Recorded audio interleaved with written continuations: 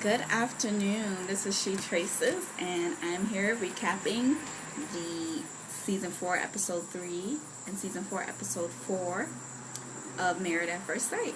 And season 4, episode 3 is entitled Just Married, and season 4, episode 4 is entitled Honeymoons, Part 1. So basically, I'm going to be talking mostly about episode 4 because that's when all the conflicts kind of came out and you got to see a little bit more going on.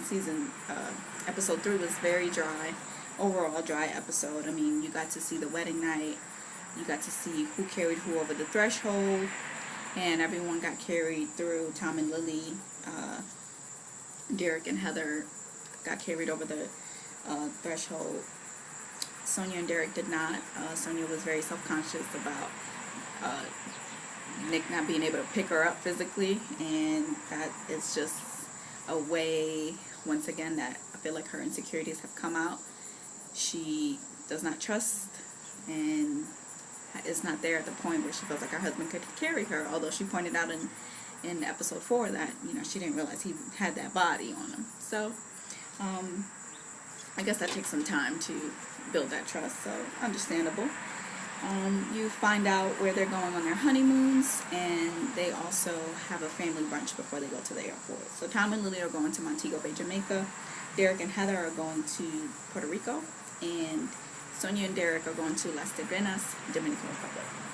So I'm just going to talk briefly about some of the points that I took from episode 3, and then we're going to move right into episode 4, where all the drama happens, all the juiciness happens. So Heather does say that she does not feel initial chemistry with Derek, but she does see potential. She seems very hopeful that they can build on that. And they wake up the next day after the wedding night, and you can tell that they're kind of separate, Derek and Heather. And I noticed that when they woke up in Puerto Rico as well, they seem like they sleep pretty far away from each other. So Derek does report that there was no cuddling, although he seemed open to it. So I guess that was more of her doing than his doing. Lily and Tom I'm surprised that they woke up to report that they had not consummated their marriage the night after their wedding, because they seemed like they were ready to go there with the constant kissing. And you see this throughout the episode, the Just Married episode and also the honeymoon episode. They're just constantly kissing to the point that it really is getting annoying. Everyone kind of has a positive outlook on the honeymoon, no real expectations, but you can tell that Lily and Tom are going to be the first ones to consummate, just based off of how they interact with one another. In terms of Sonia and Derek, they both seem to be kind of on the same outlook, that they want to take it very slow.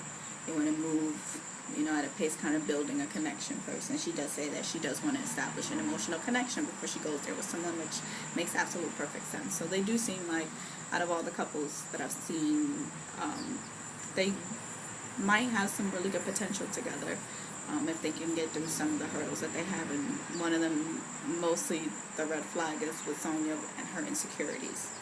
So, moving to honeymoon part 1. Now, we see Tom and Lily still continue to kind of have that very affectionate type relationship. They're still continuing to kiss constantly. We wonder about Tom and if he is going to tell her about his living situation, because he seems to be self-conscious about it. And my thing with Tom is that he's not being straightforward. He keeps having these kind of sideways conversations about where he lives. And I think if you think about the limo ride to the airport, he's like, could you live anywhere? And she's like, I could live anywhere. And when they're in the bed, he's telling her that he's a minimalist, and he doesn't think that people should rely on material things to make them happy, and she feels very offended. That whole thing, I feel like it's just a sideways kind of way to gauge how she's going to respond, and I don't think that's fair.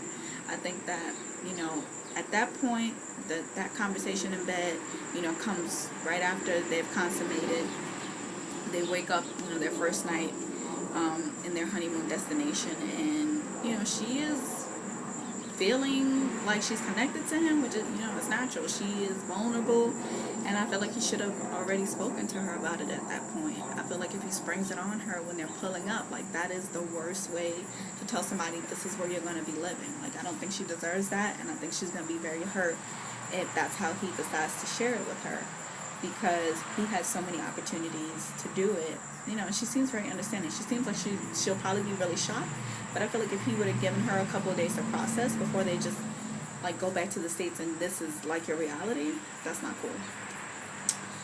In terms of Nick and Sonia, they wake up, the first night after they get to their destination, and they also say that they did not consummate their marriage in their honeymoon destination the first night, which is not surprising. Once again, they both are taking this at a slower pace.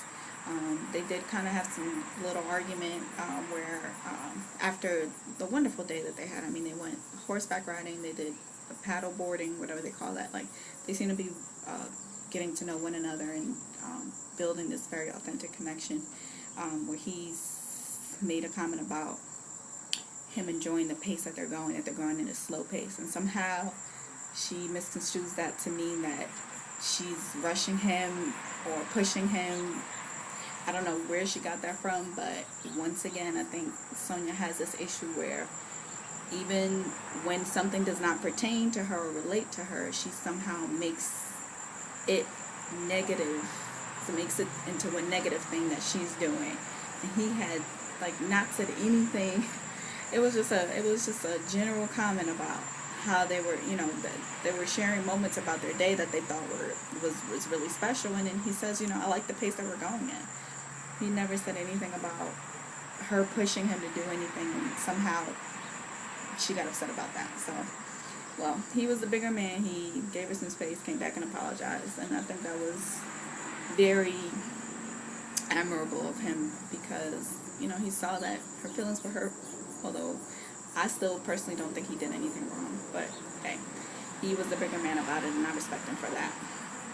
Now, Derek and Heather, the meat of the episode. So, Heather already has issues.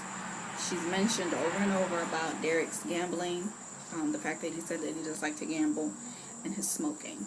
So now apparently she's okay with occasional smoking, but she's not okay with the amount of smoking that she's seen Derek do, which has been 5 days in a row that they've known each other. She said he's been smoking every single day.